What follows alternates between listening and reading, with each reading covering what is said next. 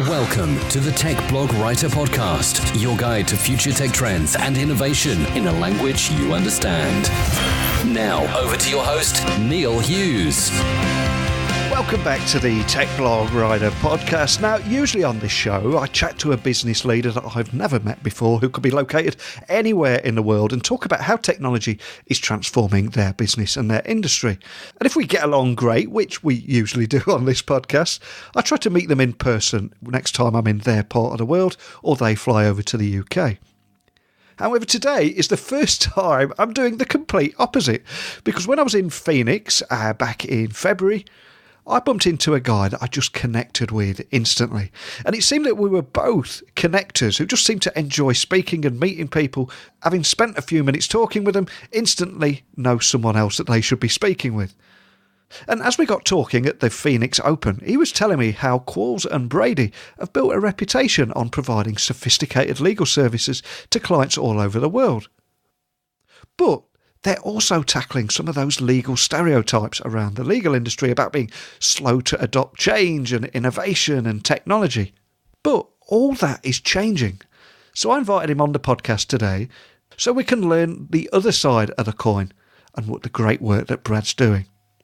So buckle up and hold on tight so I can beam your ears all the way to Phoenix, Arizona, so we can speak with Brad Vynalek, legal strategist, problem solver and business counsellor at Quarles and Brady.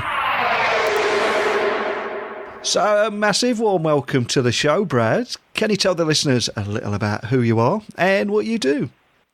Yeah, absolutely, Neil. First of all, thanks so much for having me on the show. And I think, as I mentioned in our little pre-call, next time we're doing this, we're going to do it in a pub and have a proper beer in front of us. But thanks so much for doing it. I'm a partner at Quarles Brady, which is an AmLaw 200 law firm in the United States, and I've been with the firm for going on about 20 years. And my client base is really kind of tech companies, financial service companies, and research universities and institutions. And so I'm a lawyer, and what I primarily do is focus on good solutions for my clients. And oftentimes what that means is putting together the right team, whether it's a patent prosecution team or a litigation team to kind of deal with a kind of a high exposure risk issue.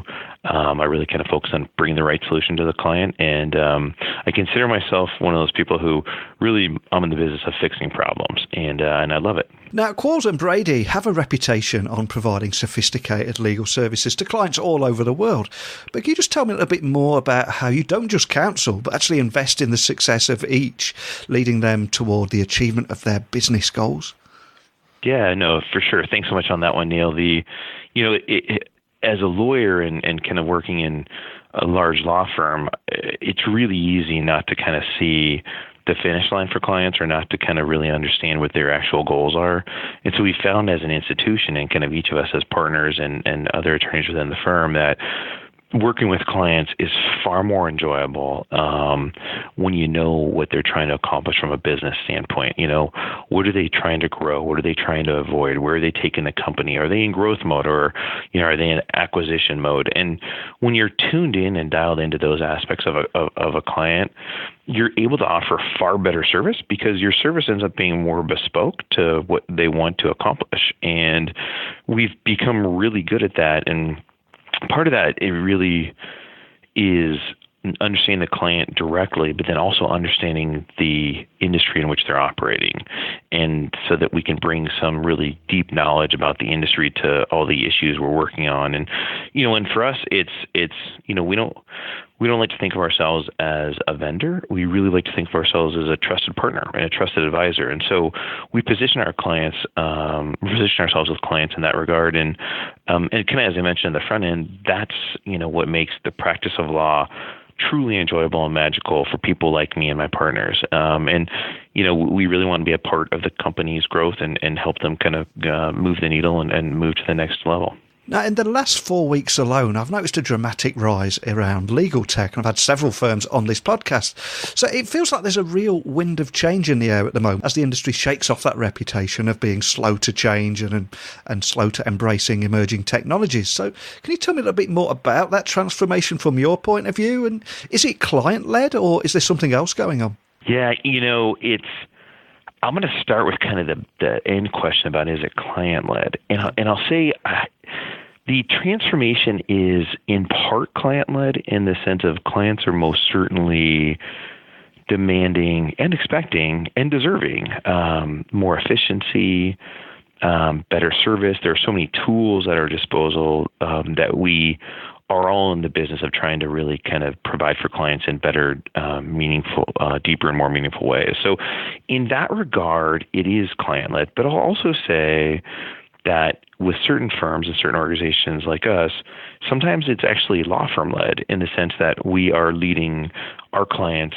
to solutions that involve different kinds of technologies or external nets to help them kind of maintain documents or things like that, so that sometimes we're actually the person bringing the technology idea to clients. And so that's a little bit of back and forth.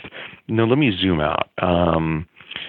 Overall, within the industry, there's a big transformation happening, and it's not limited to law firms. It's not limited to in-house counsel. It's just a really kind of broad deal where there's so much fantastic technology out there that can now help us, get through documents, do due diligence in different ways, understand how judges rule and how they've ruled kind of over time based on algorithms that search decisions. I mean, it's just dramatic. And so we are at this pivot point where there's a transformation of how we practice in the sense of the tools that are available to us.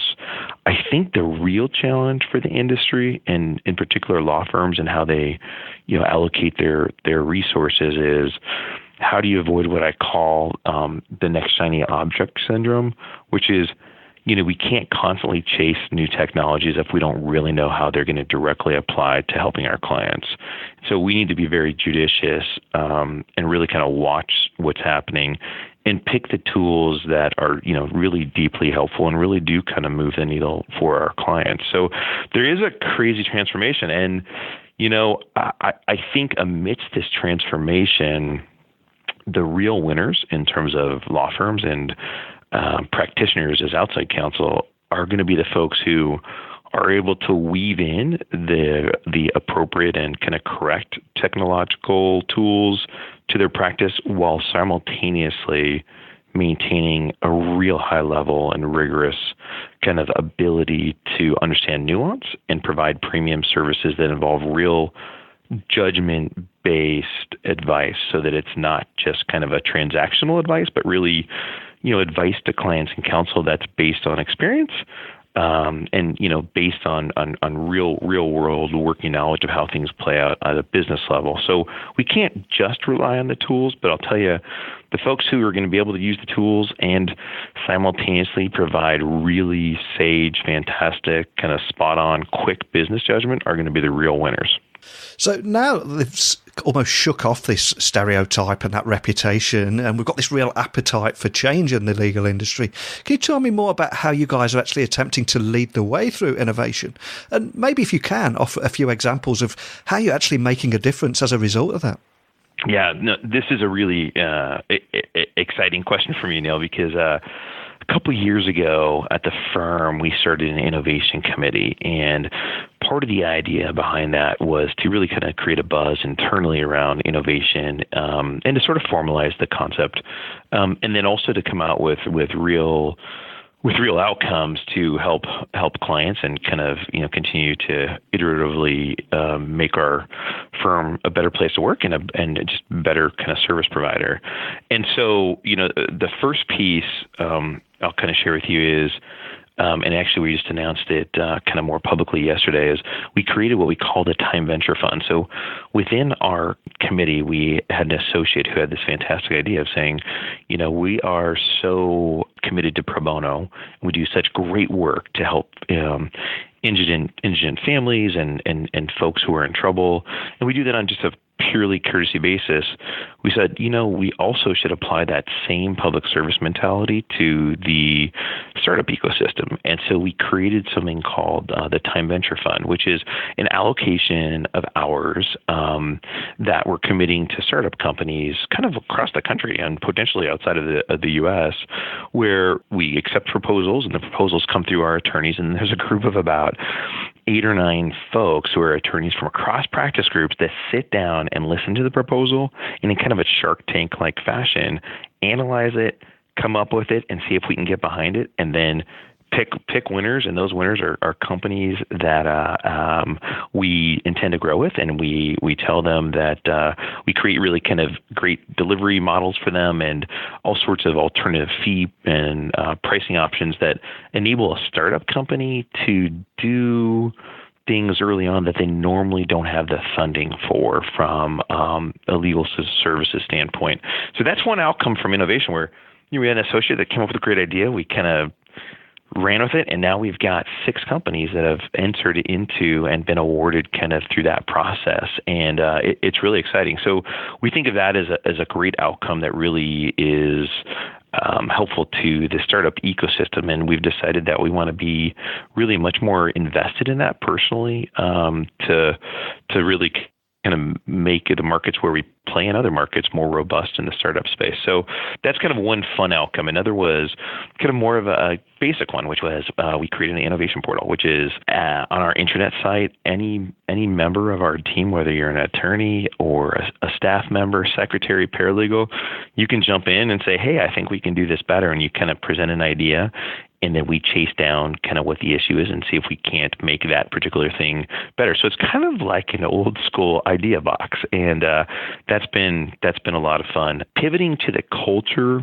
issue, I think every professional services organization struggles with how to really build and maintain culture that you want. And what I've concluded in just my couple decades as a lawyer is that you gotta protect culture. Culture is a full-time job, and I think the professional services organizations that kind of treat culture as sort of an aspect of the organization rather than a core or primary component have challenges. And so we're really trying to make culture core to everything we do. And I'm not going to suggest that we don't have challenges, because we certainly do, but it's about how you approach those challenges. And on the innovation piece, I pretty firmly believe that innovation isn't a box where you do stuff.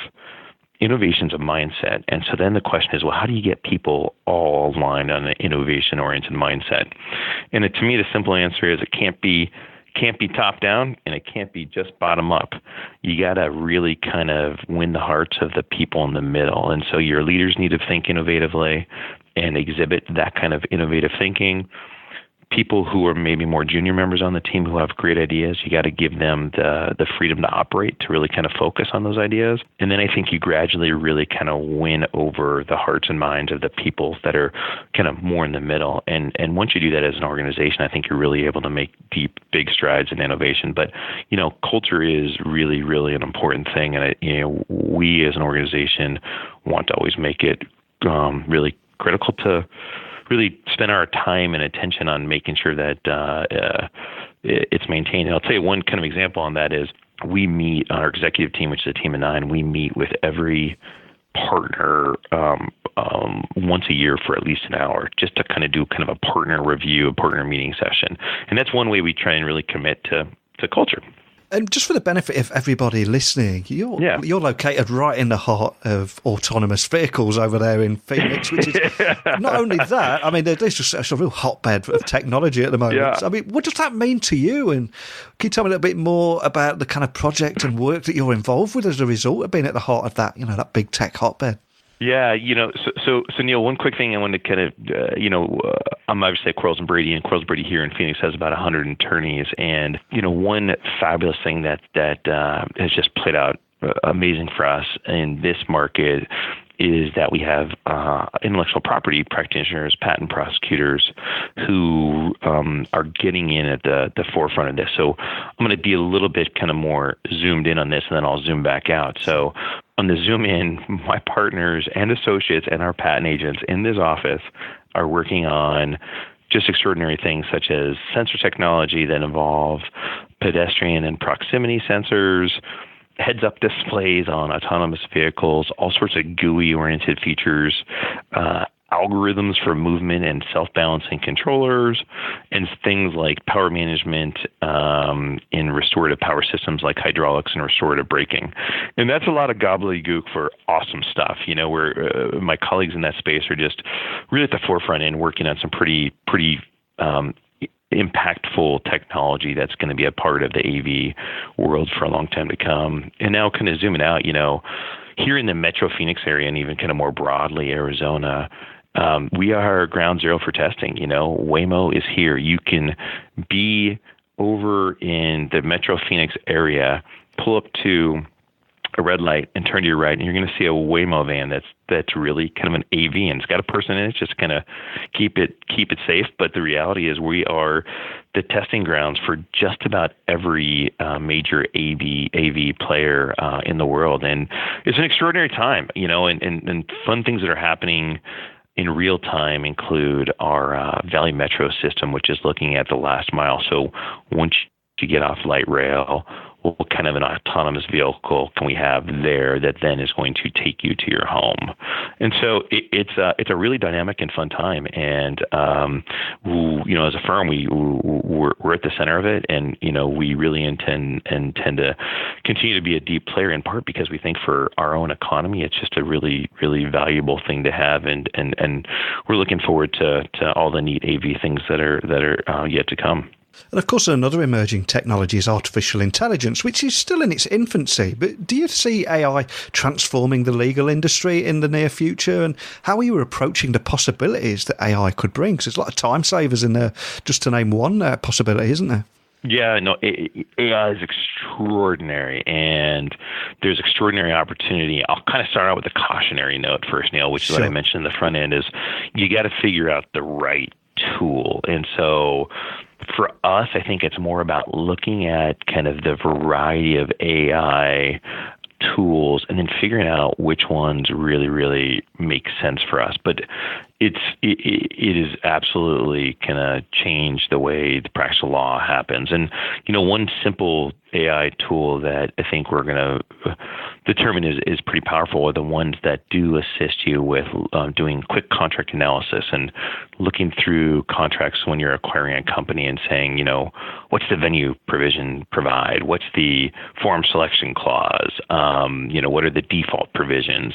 And the ability to quickly synthesize that information so that at the end of a kind of an AI tool process, it spits out, hey, here are the 5 contracts you really need to look at and really spend time and focus on, such that your due diligence time is really then maybe focused on the contracts that truly matter rather than just trying to figure out what truly matters. And so I think that's going to be one huge, huge kind of opportunity with AI, and that's just kind of the beginning. And I think, it's also kind of an adoption thing where there'll be some clients that are excited about adopting it and others that are less excited. And so there's going to be there's going to be a transition that requires a lot of education and ultimately for us as counsel and for our clients, trust that the tools are doing what they're supposed to do. But everything I've seen in terms of AI and the way things are really developing is it's an exciting new time, so that in theory, we as lawyers are going to be able to really kind of focus on higher level tasks and more judgment oriented counseling rather than just trying to figure out when we need to bring the judgment to bear. And continuing on that theme of emerging technologies such as AI and blockchain, etc., do you think they could provide good commercialization opportunities too? Definitely. So, there are certainly some firms that have kind of created their own technology, and there are firms that are looking to acquire technology. And so, if in the legal space, there are definitely going to be startups and other companies that create technology that are going to be easily commercializable and will lead to business opportunities for even like that unique tool. As a law firm and as a provider, we're going to be able to bring to market new tools with new pricing models. And so I think there's a real deep commercialization opportunity here. And again, it's kind of, I think, I don't want to say we're at the infancy, but we're still all trying to figure out how to do it. And what I mean by that is, you're trying to figure out what really, really matters. What do the clients really, really need? And the firms that figure that out are going to be able to commercialize and bring that technology to market to their clients really quickly. And it's not just to clients. I think there are going to be some third-party opportunities where, firms are going to be able to maybe as supplementary revenue streams create lines of business that are kind of more AI or blockchain oriented, where they can essentially sell a product that's not directly to one of their clients, but to some third party who's going to utilize it for some other service. So to me, it provides an extraordinary opportunity for law firms to think about additional revenue generation opportunities and also ways for them to differentiate themselves in the market because they are advanced in tech or they are advanced in innovation.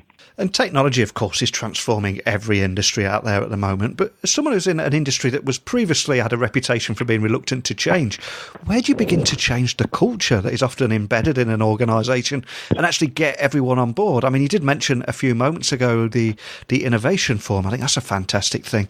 But how else do you tackle that change of culture? Yeah, Neil, great question. And first, I want to challenge the question. And I challenge it by saying, I recently did a presentation in San Francisco kind of on the evolution of the practice of law and kind of where we are today. And I actually started out in a little bit of a different place. And that spot was, wait a second. We think about law as slow to change and this and that. But I'm like, whoa. Lawyers actually have been the change makers. You look at like important Supreme Court decisions and you look at, important policy changes. And oftentimes lawyers have been at the forefront of important change with far more dramatic impact than they're given credit for. Like you take Brown versus Board of Education, one of the most important Supreme Court decisions in the United States. And, at that point, our Supreme Court justices, a group of 9, were willing to, on a legal basis, act in a way that our legislative body and our president were not. And so I want to say, first of all, sometimes lawyers are okay being the leaders and kind of, innovating. That said, there's definitely, when I think of the traditional law firm, I don't think of a startup company with a lot of excitement and enthusiasm and people kind of working in kind of an open space and quickly innovative. That's not at all the case. And so there is an inherent challenge and kind of how you really change that culture. And, I think it's really by taking a risk. And so the leaders within law firms need to really know more about innovation and be willing to take the risk to showcase it, showcase the successes, and then recognize when something's not working.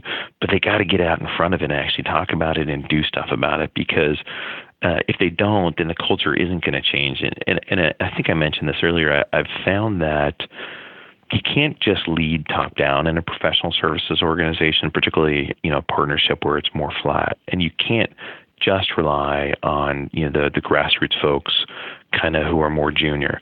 You really need to kind of have a confluence of that. And so I think the key to changing cultures is really engaging the stakeholders, the leaders kind of on the top, and then stakeholders who are more junior and bringing their ideas to bear and really kind of showcasing that, wait, we embrace what you're doing. We embrace the way you see the world, and then kind of moving forward with it. And finally on that, you can't just talk about it. You really need to act on it. And I think when you act on innovation, you showcase to your culture that, hey, we're a part of this. Our culture is innovation. And so, to kind of bring that to close in the legal services space, that is tough. But I'll tell you, you bring the right players to bear who really care, and you're able to really make significant strides. And that's what I'm saying within our firm. So I've got to ask, as we look towards the future, what excites you about the future of tech in the legal industry? And also, is there anything else that you can share with us today about your journey?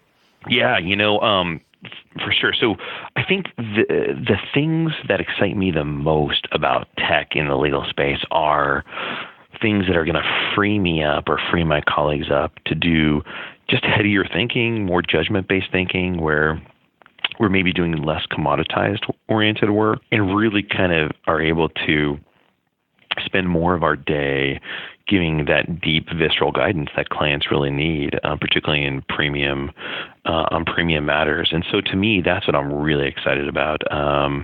In terms of in terms of the journey, for me, it's been fun to not just be a lawyer. And I found that being a practicing lawyer at a firm like Quarles Brady has enabled me to also do extraordinary things in the community and be a part of the business fabric. And to me, that's been really, really one of the more exciting parts of the journey. And, most recently, I'm really engaged with our economic development team, Greater Phoenix Economic Council here, and also the Arizona Commerce Authority, and doing great things to try and really build up our tech economy. And a couple things, that I wanted to highlight that I just think are awesome in Arizona and worth talking about. One, there's a group called SkySong Innovation, which is the commercialization arm for Arizona State University.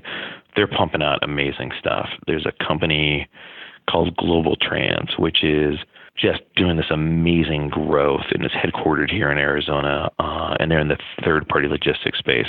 There's a little company that was founded here and is now international, is helping entrepreneurs all over the world, called GoDaddy.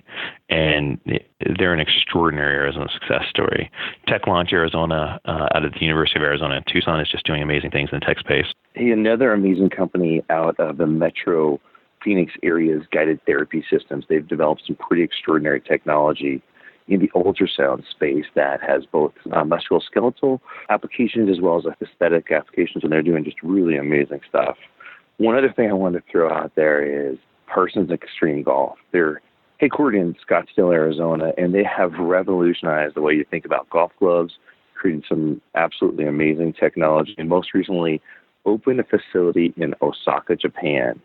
I just want to highlight a couple of just extraordinary companies that people maybe don't recognize are actually headquartered in Arizona. And for me, it's been fun to be a part of this ecosystem, not because we're really kind of doing a re-thing, like we're not returning to some great place, we're not redeveloping. Really in Arizona, we're shaping. And for me, being a practicing lawyer and being able to do these other things in terms of shaping our economy and shaping our ecosystem and shaping the way tech looks and the opportunities here is a whole lot of fun, and the future is just really bright. I'm really glad that you mentioned Global Trans there, because I'm interviewing them tomorrow. So just for everyone listening, they're going to be on the show too. Oh, that's fantastic. Is it the CTO, or who are you interviewing? Yeah, it's the CTO tomorrow, yeah. What are the odds of that? Oh, fantastic. What a small world. Okay, well, great.